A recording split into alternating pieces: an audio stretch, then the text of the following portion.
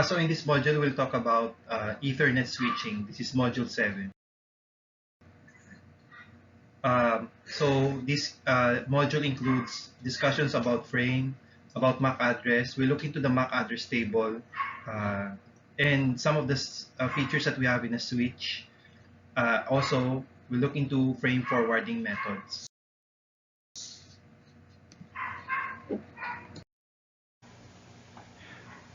When we talk about Ethernet, it refers to a network technology. There are network devices we have that are of this Ethernet standard. Ethernet operates at the two layers in the OSI, data link and the physical.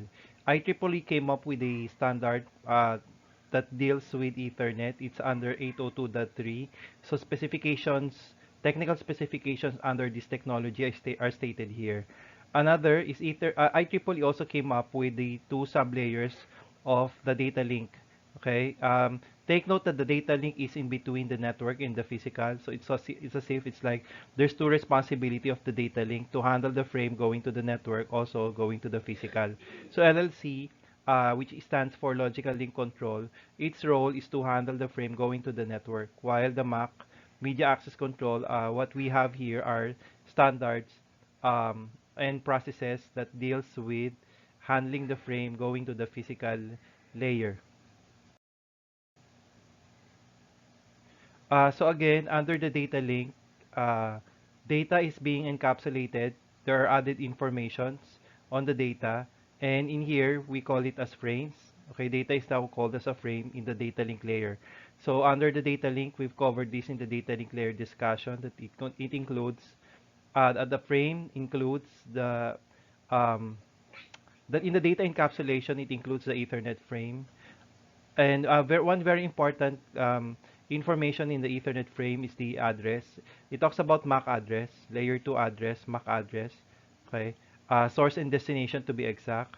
Also, another component that we have in the data link, which is also a component of the Ethernet, is the error detection, okay? Found at the trailer side. Okay, one example of an error detection mechanism that Ethernet is using is FCS. It stands for Frame Check Sequence. Take note again that um, there are errors encountered during the physical transmission. It happens in our cables.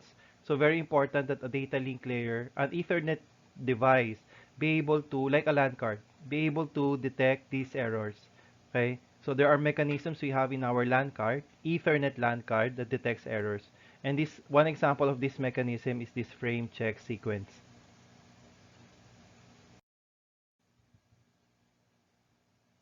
So again, in the Ethernet, contents we have are, okay, preamble, which indicates the start of the frame.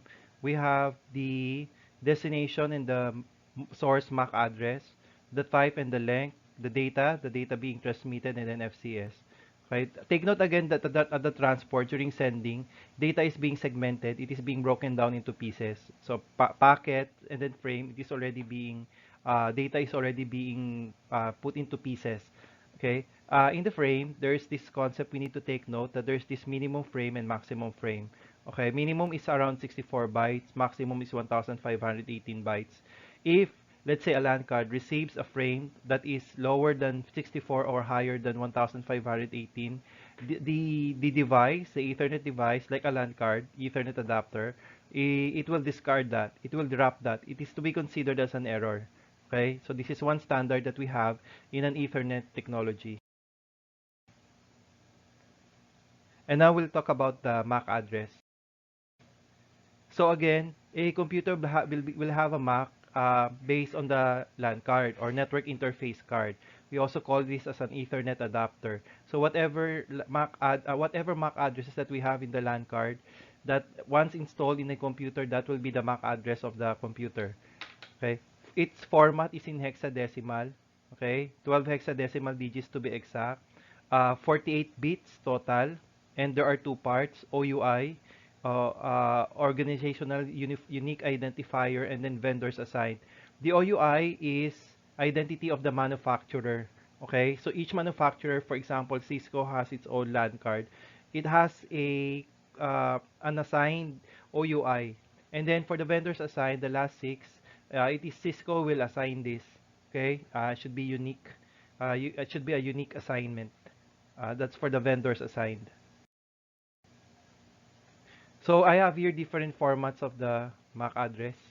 Okay, so like in the command prompt, there's a specific format, so as with routers, so as with switches, so as with other vendors. So these are some of the formats that we have in the MAC. Um, uh, in the Ethernet, example like in this case, let's say H1 will send a data to H3. So again, there is that data that H1 will send to H3. Okay. So the moment that it sends to the cable, let's say the switch will forward it to all. We call it as broadcast.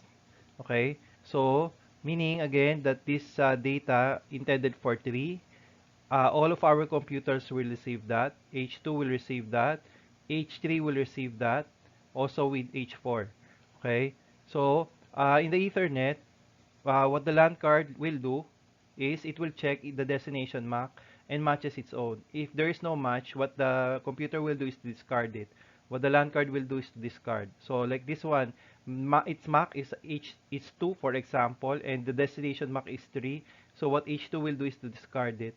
Let's say this one is 3 and this one also is a 3. So there is a match, so it will be accepted. Okay? Take note of this very important concept in the Ethernet MAC.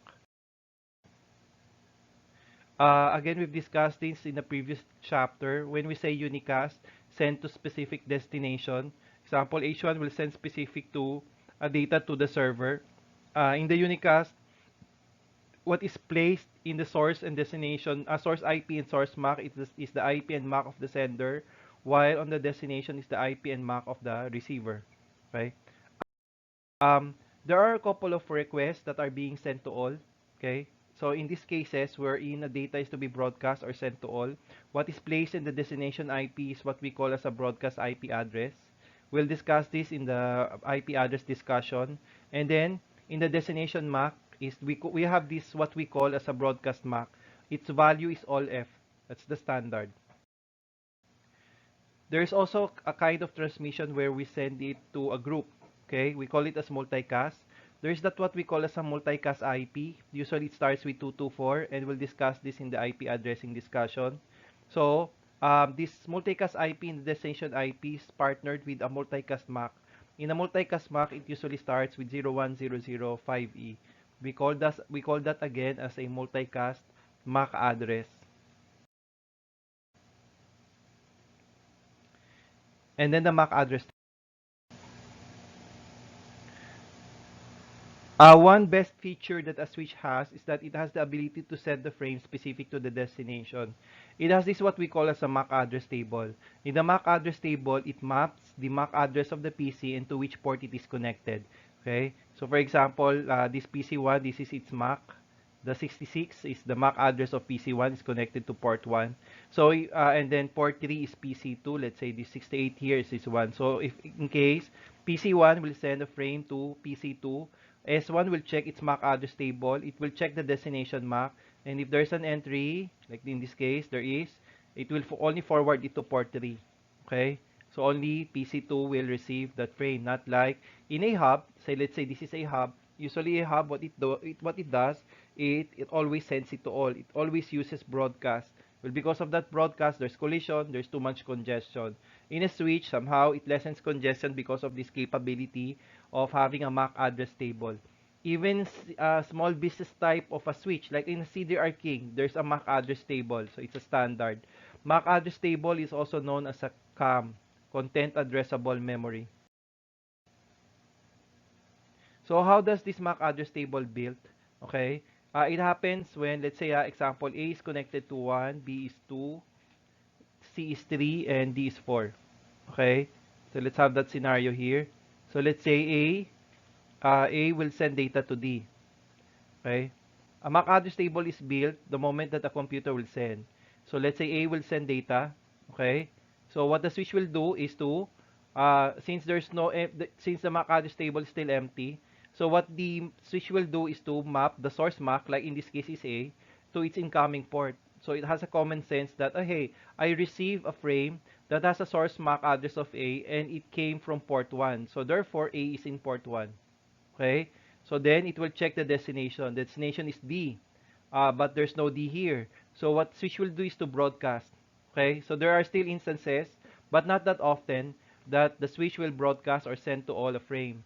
Okay, so let's say, okay, D already receives that, and let's say D will reply. Okay, it will send a frame going to A. So um, the moment that the switch receives that, so it sees it will get the destination, the source, sorry, it will get the source MAC, and that is D.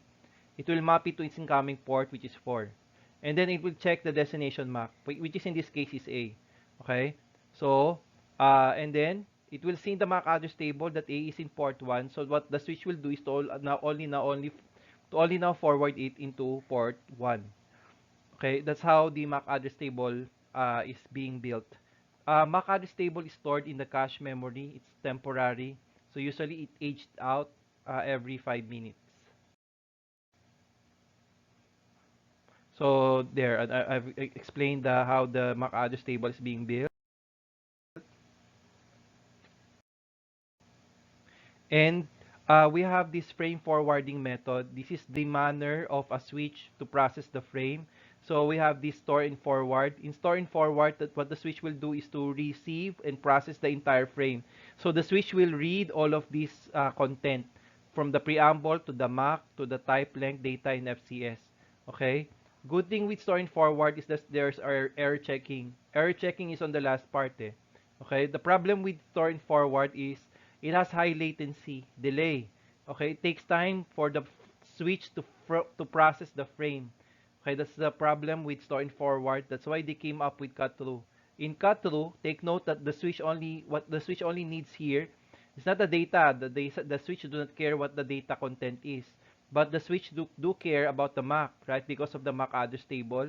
So in the cut through, specifically on the fast forward, what the switch will do is to only read the destination MAC address. Okay, once it's read, then it will automatically forward the frame. The good thing with this is it has low latency, much faster as compared to store and forward. The problem with store and forward is that there's too much error. Okay, because there's no error checking.